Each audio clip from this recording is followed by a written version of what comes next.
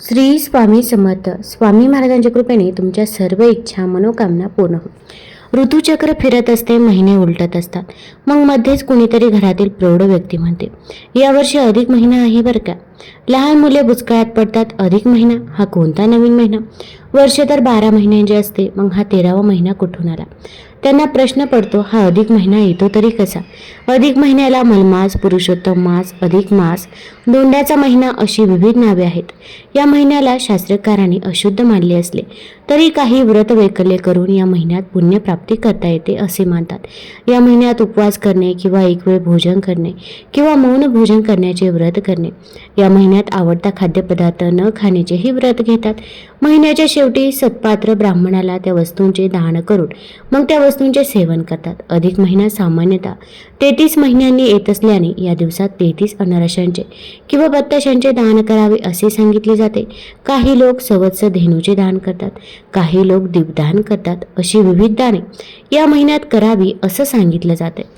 या संबंधित असलेल्या कथा बोधप्रद आहेत. आपली संस्कृती त्यागाला आणि दान देण्याला महत्त्व देते. या महिन्यात अनेक दाने देण्यास सांगितले आहे. त्यातून हेच दिसून येईल की दान देण्याची सवय आपल्या हाताला असली पाहिजे. दिल्याशिवाय मिळत नाही आणि पेरल्याशिवाय उगवत नाही, हा निसर्गाचा नियम आहे. म्हणून त्याग करायला आणि दान करायला शिका. आणि हे दानही सत्पात्र माणसाला किंवा महाराजांच्या सेवेसाठी देऊन भरपूर पुण्याचा साठा जमा करायचा आहे. दान दिल्याने समोरच्यालाही आनंद मिळेल व त्याच्या आनंदाने आपल्यालाही आनंद मिळेल, समाधान होईल. या अधिक महिन्यात तुम्ही तुमच्या मुलाबाळांसाठी, कुटुंबासाठी, घरात काही समस्या असतील तर त्यासाठी तुम्ही दानाच्या माध्यमातून पुण्य संचय करू शकता. जीवनात काही अशा समस्या असतात की त्या पैशाने सुटत नाही. पैसा हा गौण आहे, परंतु तुम्ही किती दान करतात यावर ते अवलंबून आहे. सर्व ठिकाणी पैसाच काम करत नाही, पुण्यही पाठीशी हवे असते. तुमच्याजवळ पुण्य संचय नसेल तर पैसाही काम करू शकत नाही. म्हणून पुण्य किती महत्त्वाचं आहे. अधिक मासात भरपूर पुण्य संचय करा, त्यामुळे मनाला शांती मिळेल. दुसऱ्याच्या आनंदाने आनंदी होणे ही मनाची उच्च अवस्था आहे, ती मिळवण्याचा प्रयत्न करा. या अधिक मासाविषयी अनेक कथा देखील सांगितल्या जातात. आता या अधिक महिन्याला आपण धोंड्याचा महिना देखील म्हणत असतो. तर या महिन्यामध्ये आपण लेक जावयाला घरी बोलवून वाण देत असतो, त्यांचा मान सन्मान करत असतो. आणि असं करणं म्हणजे आपल्या जावयासाठी, त्याच्या प्रगतीसाठी, त्याच्या सुखासाठी चांगलं असतं. आणि म्हणूनच लेक जावयाला घरी बोलवून वाण काय द्यावे, त्याचप्रमाणे अशी कोणती वस्तू आहे की ती सोन्याहून मौल्यवान आहे आणि अशी ही वस्तू लेक जावयाला आपल्याला द्यायची आहे. ती वस्तू कोणती आहे त्याचप्रमाणे लेक जावयाला वाण देण्यासाठी अगदी ज्यांना जावई नसेल त्यांनी काय करावे, किंवा ज्यांना आई नसेल मग अशा वेळेस आईची ओटी आपल्याला भरायची आहे. मग अशा वेळेस कुणाची ओटी भरावी किंवा मग वाणामध्ये कोणत्या वस्तू द्याव्यात याचबद्दलची माहिती मी आज तुम्हाला या व्हिडिओमधून देणार आहे. तत्पूर्वी तुम्ही ऑलराऊंडर या मराठी यूट्यूब चॅनलवरती नवीन असाल तर चॅनल लाईक करा आणि सबस्क्राईब देखील करा. तसेच कमेंटमध्ये श्री स्वामी समर्थ किंवा ओम नमो भगवते वासुदेवाय किंवा ओम महालक्ष्मी नमः लिहायला विसरू नका, जेणेकरून आपल्याला देखील भगवान विष्णूंचा आणि माता लक्ष्मीचा आशीर्वाद नक्कीच प्राप्त होईल. हा महिना भगवान विष्णूंचा आवडता महिना मानला जातो. या काळात विष्णू सहस्रनामाचे पठण आणि उपासना महत्त्वाची मानली जाते. याशिवाय पवित्र नद्यामध्ये स्नान, गोदान, दीपदान आणि तांबूलदान महत्त्वाचे आहे. भागवत पुराण आणि पद्मपुराण यासारख्या धर्मग्रंथामध्ये नमूद केल्याप्रमाणे प्रत्येक महिन्याशी एक अधिष्ठात्री देवता संबंधित आहे, परंतु अधिक मासासोबत कोणतीही अधिष्ठात्री देवता जोडलेली नाही.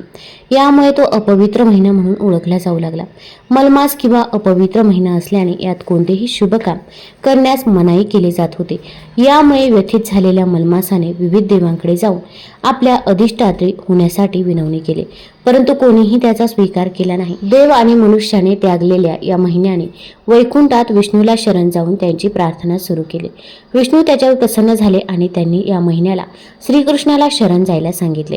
हिंदू धर्मातील श्रद्धेनुसार श्रीराम हा विष्णूंचा 7वा अवतार मानला जातो. रामाला मर्यादा पुरुषोत्तम म्हणून ओळखलं जातं. श्रीकृष्ण हे भगवान विष्णूंचे 8वे आणि पूर्ण पुरुषोत्तम रूप असल्याचं मानलं जातं. प्रजापती पुढे म्हणतात, मलमासाने श्रीकृष्णाला आपली प्रमुख देवता बनण्याची प्रार्थना केली. श्रीकृष्णाने ती स्वीकार केली आणि मलमास हा पुरुषोत्तम मास म्हणून ओळखला जाऊ लागला. कृष्णाने या महिन्याला आपले गुण समर्पित केले, त्यामुळे तो पवित्र झाला. या महिन्यात श्रीकृष्णाची कृपा मिळवण्यासाठी व्रत वैकल्य पूजा करतात. यामुळेच मलमास हा भक्तिमास, पुरुषोत्तम मास बनला. आता हा अधिक मास 17 मे पासून सुरू होत आहे. आता या अधिक मासामध्ये 33 आकड्याला देखील महत्त्व आहे. वशिष्ठ सिद्धांताप्रमाणे अधिक महिना हा 32 महिने 16 दिवस आणि 8 तासानंतर म्हणजे साधारण 33 महिन्यानंतर येतो. या 33 महिन्यांसाठी म्हणून 33 वस्तूंचे दान केले जाते. याचा उल्लेख अनेकदा दिसतीन असा देखील केला जातो, कारण महिना 30 दिवसांचा असतो. या काळात काही लोक महिनाभराचे व्रत ठेवतात. उदाहरणार्थ, जर एक वेळ कथा वाचनाचे व्रत करत असाल तर शेवटचे 3 दिवस दिवसातून 2 वेळा करून हे पुढील 3 दिवस भरून काढावे लागतात. 33 ही संख्या अधिक मासामध्ये महत्त्वाची आहे. 33 कोटी देव असल्याने 33 ही संख्या महत्त्वाची मानली जाते. या महिन्यात जावयाला मानपान का दिला जातो? तर या महिन्यात सासूरवाशींचे आई वडील जावयाला घरी बोलवून त्यांची रीतसर पूजा अर्चा करून पंचपक्वाने त्यांचा मानपान केला जातो. जावयाला अधिक मासाचं वाण दिलं जातं. हिंदू धर्मानुसार विवाह प्रथेनुसार जावयाला नारायणाचं रूप मानलं जातं. अधिक मास म्हणजे पुरुषोत्तम मास असतो. त्यामुळे या महिन्यात जावयाला नारायण रूप मानून त्याची पूजा केली जाते. म्हणून हिंदू धर्मात लग्न झालेल्या जोडप्यांना लक्ष्मीनारायणाचे रूप मानलं जातं. म्हणून अधिक मासात जावयाला तुपातील 33 अनारसे देखील दिले जातात. एक चांदीची किंवा तांब्याच्या ताटात हे अनारसे सजवून त्यात तुपाचा दिवा लावून हे वाण जावयाला दिले जातात. याला जावयाचं वाण असंही म्हणतात. मुलीचं आयुष्य सुखी करण्यासाठी अधिक महिन्यात जावयाला चांदीचं निरंजन देखील दिलं जातात. देवी लक्ष्मी आणि भगवान विष्णू यांचा आशीर्वाद मिळवण्यासाठी दीपदानाला महत्त्व आहे. म्हणून जावयाला निरंजन दिल्यामुळे तुम्हाला लक्ष्मी आणि भगवान विष्णूंचे आशीर्वाद मिळतात. तुम्हाला प्रश्न पडला असेल, चांदीचं का द्यावं? तर लक्ष्मी मातेला चांदी ही अतिशय म्हणजे खूप प्रिय आहे. त्यामुळे चांदीचं निरंजन द्यावं. जेव्हा तुम्ही चांदीचं निरंजन जावयाला देतात तेव्हा तुमच्यावरील यम, शनी, राहू आणि केतू ग्रहांचे वाईट परिणाम कमी होतात. म्हणून तुम्ही जावयाला अधिक मासात नक्की घरी बोलवा. त्यांच्यासाठी छान छान खाद्यपदार्थ बनवा. त्यासोबत 33 अनारसे, 33 बत्तासे सोबत एक चांदीचं निरंजन देऊन 33 दिव्याने जावयाला नक्की औक्षवान करा. आता प्रत्येकालाच हे शक्य होत नाही, पण आपापल्या परीने आपल्याला जेवढं शक्य होईल तेवढं आपण करायचं आहे. आता काही लेकी समजून घेतात आणि काही लेकींचा तर अतिहट्ट आईकडे असतो की मला ही गोष्ट पाहिजेच आहे. पण आईची देखील परिस्थिती समजून घेणं तितकंच गरजेचं आहे.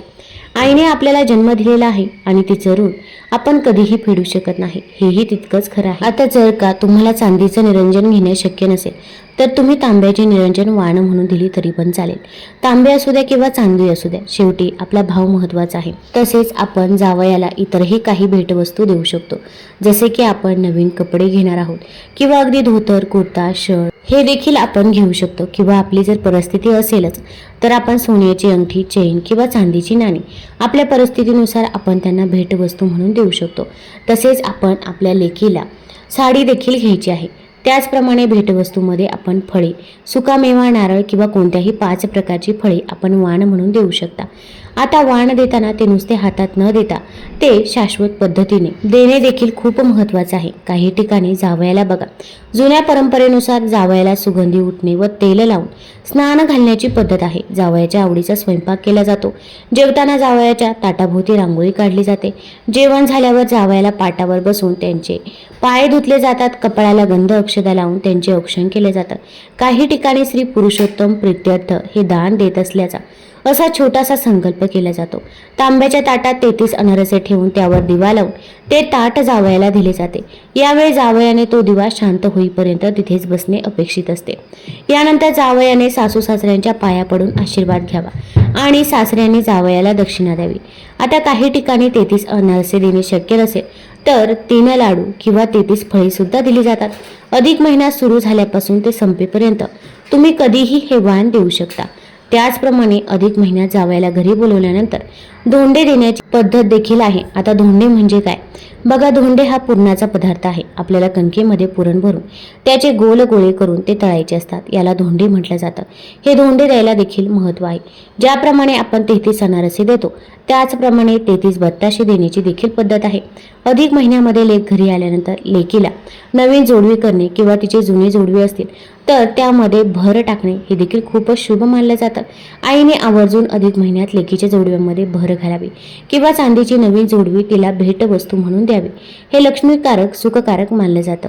जोडवी कुणाकडून करावी तर तुम्ही अगदी ती जोडवी आईकडून देखील करून घेऊ शकता किंवा अगदी तुमच्या पतीकडून जरी जोडवी करून घेतली तरी पण चालेल.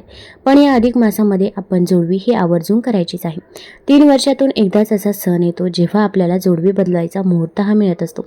प्रत्येक भारतीय महिला महिला बोटात जोडवी घालते त्यामागे अनेक धार्मिक, सांस्कृतिक आणि वैज्ञानिक कारणे असतात. चांदीची जोडवी घालण्याचे प्रचंड फायदे असतात. तसेच ती जोडवी घालण्यामागे महिलांच्या आरोग्याचाही फायदा असतो. जोडवी घालण्याचे धार्मिक आणि सांस्कृतिक कारण म्हणजे जोडवीला लग्नाचे प्रतीक मानले जाते. ती 16 शृंगाराचा एक भाग आहे. शास्त्रानुसार पायाच्या दुसऱ्या आणि तिसऱ्या बोटात जोडवीही घातली जातात. बोटात जोडवी घातल्याने वैवाहिक जीवनात आनंद मिळतो आणि देवी लक्ष्मीला प्रसन्नता मिळते आणि नकारात्मक ऊर्जेपासून आपला बचाव देखील होत असतो. तसेच सौभाग्याचे हे प्रतीक मानले जाते. चांदी ही एक थंड धातू आहे जी शरीरातील उष्णता नियंत्रित करते आणि नकारात्मक ऊर्जा देखील दूर करत असते. तसेच चांदीचा संबंध हा चंद्राशी जोडला जातो. चांदी घातल्याने मनाला शांती मिळते, तसेच ग्रहांचे अडथळे दूर होतात असंही म्हटलं जातं. पायात कधीच सोन्याची वस्तू घातली जात नाही. सोने भगवान विष्णूंशी संबंधित आहे, त्यामुळे त्यांचा अनादर होतो. मग अगदी तुमची भले कितीही परिस्थिती असो, पण या अधिक मासामध्ये पायात आपण सोन्याची जोडवी चुकूनही घालायची नाही. आपण चांदीची जोडवी घालायची आहे. अगदी बाजारामध्ये जी काही नकली जोडवी मिळतात तर ती जोडवी देखील चुकूनही घालायची नाही. आपण पायामध्ये चांदीची जोडवी घालायची आहे.